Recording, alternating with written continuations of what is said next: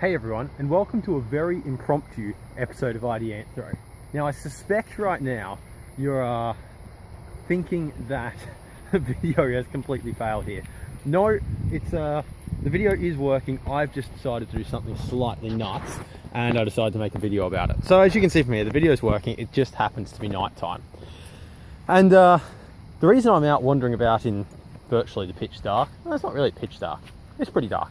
But the reason why I'm out and about wandering around in the dark like this is that Alan Hoban and I are planning a little episode for not too far in the future, but we're trying to find just the right site for it. So I came out this afternoon after kind of finishing up the work that I had to do to try and find the site, but evidently I've left it too late. But I still decided to traipse around and something struck me. So I wanted to share a little anecdote with you. And I apologise for the poor sound quality because this is completely impromptu and I'm not mic'd up. But there's a concept that Andrew O'Neill, who's the principal scientist at Healthy Autos, who looks after the Water by Design program, and of course Water by Design build capacity around water sensitive urban design and that sort of thing.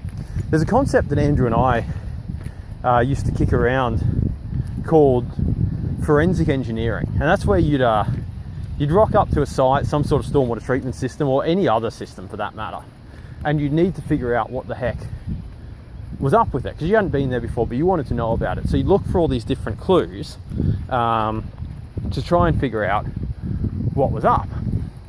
And so I'm wondering about now. I know that there is meant to be something in this park here, so I'm kind of back out at the street here. You really can't tell that because it's so dark. Okay, there you go, there's the street. So I'm back out at the street, but somewhere in this park there's meant to be some stuff that I was going to try and look at, but it was too dark. But I was like, okay, I'm going to try and explore anyway, and I'm going to try and use what little clues I had to try and find stuff. And it struck me just how creative I could get with this. So I went for a bit of an explore down past this locking rail here, which you can just make out in the yellow there, because there's a bit of a gravel path. And I was like, okay, well, if there's something stormwatery down there, you presumably need to access it. So maybe if I follow the path, that drew a blank.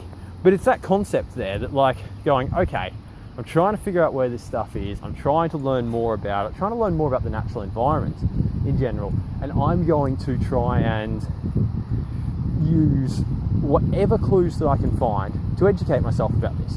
And a bunch of them aren't going to work, right? And that's fine. This is trial and error, but eventually something will work. Like, can you imagine if I found that? I'd be like, sweet, man. It's not so much that I found the thing that I was looking for, but if I had found it after just following that path, I'd be like, wow, I really learned something about following the path. By the way, just an aside, something that's often overlooked but is really cool, flush curbing. Beside parks like this, you're not going to be able to see it. It's right here. I wish I could show that to you. There's some lovely flush curbing from the road out onto the grassiness of the park as I'm walking back. Anyway, but I suppose I wanted to share this anecdote about how we can, by being really inquisitive about the world around us, how there is so much to learn from it. And that really pays off when you're trying to understand the natural environment or trying to understand kind of pseudo-natural elements like stormwater treatment systems and bioretention. Because just by being out there, just by being around it, you start to get a feel for it, start to learn stuff, start to pick stuff up, and it's really useful. Now, I'm not going to keep you in the pitch dark much longer. I am going to try and show you this if I can, because it's really beautiful, but if I'm not going to be able to, this really sucks. This park has got a cool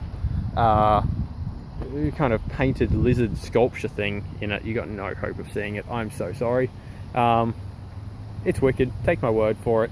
It's about 5 meters long.